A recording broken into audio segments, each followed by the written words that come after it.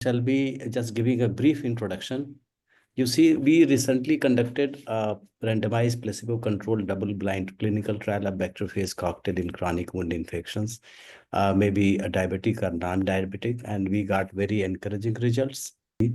And I'm just showing you the number of muscles we have, but number of cells in the human body is too much, that is 10 power 13, and the number of total human genome genes which are expressed are 30,000. But the can you guess the number of the bacteria in our body? That is 10 times more than the eukaryotic cells, that is 10 power 14, and viruses are 10 power 15, which includes the bacteriophages. If the bacteria are there, the bacteriophages will be there 10 times more. So each of the eukaryotic human cells are governed by 10 bacteria, and each bacteria is governed by 10 viruses. Our human cell also be governed by 10 viruses. So this is the basic nature of the biological. And then I shall be speaking basically from bench to bed clinical phase therapy, infection associated with implant, and infection of non-healing ulcers. And this infection associated with implant was basically associated with the severe septicemia. Patient was very serious. So I shall be just giving you the story of what of such patient, and about the non-healing ulcers. We have almost completed more than 300 cases by now, and I'm working for last 20 years in bacteriophages. Again, you can see this. We started this therapy in this group 22nd May, 29th May, and the 12th June. You can see there is some improvement. Usually, improvement starts visible after 21 days of the phase therapy. And this is again, you can see by 30th June, the healing started by 14th July, and by 21st July, you can see this is quite closed. This is again another one. There is complete healing. This is another one. Again, you can see the complete healing. This is bed sore, basically. It's for healing. The same case, which was not healing, which did not have any improvement after the 6 week of the conventional therapy, we took over, and this is the first week, after first week of the bacteriophage therapy. This is after 4 weeks of the bacteriophage therapy, and this is after 6 weeks of the bacteriophage therapy. And here you can see 8 weeks of the bacteriophage therapy, and after 3 months, 90 days, there is complete healing. If you just recall back, and I can go back if you wish, that what was the condition when the conventional. So this is the story of the septicemia and having the implant, and this was probably associated with the biofilm, and patient was very serious. This story starts when in the SBRT conference at Chennai, I think last before Bombay conference. So what happened that the I was speaking on this aspect on the Chennai, Dr. Palani was there, and one of the scientists sitting in the audience works in the DST, Government of India at Delhi. So the scientist mother was having this problem. In July 2009, the female patient, now 60-year-old, met accident at Pillion Rider on the road with craters and waterlogging. She had a fall on shoulder and got her right hip joint fractured. There was only 3 to 4 millimeter bone found attached to the pelvic girdle. She was advised to have a hip joint replacement. Hip implant surgery was done in 2009, but it was failed. Then later, again, the hip replacement surgery was done in 2012. After 3 months of the physiotherapy, she could start walking. But unfortunately, she met again another accident in 2021 while riding an auto rickshaw, and she developed later on a cyst near the implant. And she was advised for the cholecystectomy, which was excluded on October 22, 23. His scientist son working as DBT, Government of India headquarters, called me on November 17, 2023 at 6:25 p.m. that the wound of his mother was infected with Klebsiella pneumoniae, which is resistant to all the available antibiotics. And doctors are helpless, and doesn't know what to do. And this he came to know about our work by that scientist who listened us at Chennai conference. So she had gone into septicemia with poor general condition. You can just see that what was the levels. You know, the PCT is very important marker of the septicemia. It should be less than 1, but it rose to 5.25 here. CRP was very high, 240.1 milligram per ml, blood urea 121 milligram per ml, and creatinine was also very high. This is 20 to 40, this is very high. So kidney was also getting deranged. Creatinine should be less than 1, it was 3.5. Hemoglobin was low, and total leukocyte count was 28,740 per microliter with a differential count of polymorph 87%. So again, you can see the polymorph was more, leukocyte count was very high. It should be 4,000 to 11,000. And then the creatinine was very high, blood urea was very high, and this was very high. So one day I asked later on when she got cured, one of my internist friend, that this was the levels. So what was the prognosis? He said it must have taken only 3 to 4 days that she was no more. So we took this we treated on the compassionate ground because this is permissible. When the two physicians and the patient party is ready for the treatment, and then they give the consent, and then we started. So December 2, 2023, we started therapy. And the reason was that we got submitted one of my PhD scholar on the vector phase against Klebsiella pneumoniae, and he had work already in the septicemia model in the mice and also UTI model in the mice. And we successfully demonstrated that what should be the optimum dose. And we were having very pure preparation, ready to use in bulk in our minus 80 degree refrigerator. So we immediately, because we had picked up the three most active vector phages, which were active against majority of the Klebsiella pneumoniae. So without testing the lytic activity, immediately on the empirical basis, we supplied this phage to them. And then next day we tested and we got that all the three phases were lytic to that bacteria. It could be noted. Day 4, the total leukocyte count recorded what came down to 15,800. Now you see this was more than 28,000. Now it has come down from this 28,100. Then at 9:32 p.m. there was a reduction in pus discharge also. So the pus discharge was usually amounting to about 150 ml to 200 ml per day. Since there was no apparent adverse reaction, we decided to apply the phage daily with the same dose, and daily pus swab culture was done. So this was the wound side. And then total leukocyte count remained the same. There was scanty pus discharge. Fortunately, all the three phages in cocktail from the were lytic to the infecting bacteria. The leukocyte came down on day 6 to 12,800. Clear watery discharge was coming, serous discharge you can say. But on this day, Acinetobacter species like bacteria grown predominantly along with the few colonies of Klebsiella pneumoniae. It is coming down.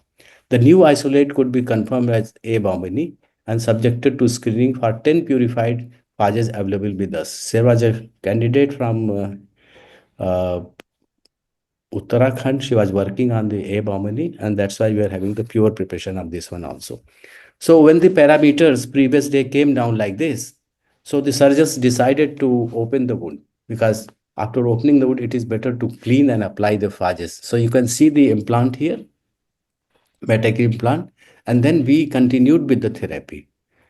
As the subsequent cultures from the wound swab, the A. baumannii was not growing, but the Klebsiella few colonies were coming. So we stopped the A. baumannii vector phase cocktail after I think 7 days of application. But in urine, we got the isolation of Enterococcus faecium, which was only sensitive to the linezolid. So we started the linezolid, and probably this was the reason why the total count goes higher. So on day 16, the treating surgeon closed the wound as the blood parameters were normal, and they put the cannula for the drainage and for pushing the vector phase cocktail to the wound size. And then we continued. This is on day 18. Again, still we are getting the Klebsiella pneumoniae, but sensitive to, which was sensitive still to all the three phases we are using the cocktail. A. baumannii did not grow. So this continued like this. So there was the video I could not display here. So the serous discharge is coming out. Again, you can see the dribbling was there. And then when the UTI got cured, so we stopped the linezolid after 7 days probably. and patient shifted to home with cannula, that is in Devariya, Uttar Pradesh, and the total count was 8,350. CRP was 26.50 when she was shifted. But after shifting again, this you after the second time stitch is there, the wound is, and then we found on day 25th no growth of Klebsiella pneumoniae from serous discharge. Advice for the application of phages at the interval of 48 hours in 5 ml volume, only at the concentration of 10 power 9 pfu. This is the wound condition. And then the on day 32, you can see the TLC was 6,890. But unfortunately, when Klebsiella went down, again Acinetobacter appeared, and which are sensitive to chloramphenicol and imipenem, but we did not start the antibiotic. Rather, we again started the phages against it. This is on day 36, we started the Abomini cocktail treatment, and we continued it. While Klebsiella pneumoniae was given on alternate day, Abomini was given again. Klebsiella pneumoniae, a few colony grew, but no Acinetobacter baumannii. Both phages were put in the wound through a drainage tube. A fresh cannula was placed in the wound, and both cocktails were pushed to the cannula at the gap of 12 hours. So, morning, evening, we started putting both the cocktails, Klebsiella pneumoniae, in the morning and in the evening, a Bombini fasting cocktail. And when the again Acinetobacter baumannii stopped growing, so we stopped after 7 days. And then 40 ml of discharge was still coming out. Volume of inoculated fast cocktail was 10 ml, while discharge coming out was more. The number of Klebsiella pneumoniae colonies were 300 in 1 ml, and but A. baumannii was not growing. So this is the total count, and patient has severe dry cough for 3 days. The drainage fluid volume was 20 ml. The fluid is found sterile now. However, it was advised to instill fast therapy on alternate day because of implant and suspected biofilm. This is day 61. So almost 2 months passed. And then fluid was still coming out. CRP has gone down to 18 milligram per liter. Day 69, 4 subsequent serous discharge samples were collected on different days and preserved at 4 degree and were received today. And then all the 4 samples were sterile on day 70. A few colony of Klebsiella pneumoniae grew from the sample collected on 10th February 24, that is day 75. So we did not stop the Klebsiella pneumoniae vector phase because the colonies were there. And since the Abomini did not grow in the previous 5 samples collected on 5 consecutive days, we stopped Phage against it. However, we continued the Phage cocktail against Klebsiella pneumoniae. All 3 phages in cocktail are still effective. This is very interesting and very intriguing to see this. The fluid seems reactionary due to inflammation as suggested by the treating surgeon. He said that this is not the pus. This is because of the inflammatory process coming out. So not to bother about this. So the discharge came sterile on day 114, and then TLC was 7,270. And then on day 131, this is, you can see this quite long, the fluid was sterile. The drainage tube was removed. The Phage application over the wound surface continued on the alternate day basis for the next 15 days. Now on day 153, the 7 wound swabs collected on alternate days were found sterile. So 7 consecutive days, we thought that now this wound has become sterile, and then we stopped the phase application. But it was day 153. If you divide by 30, so it becomes almost 5 months.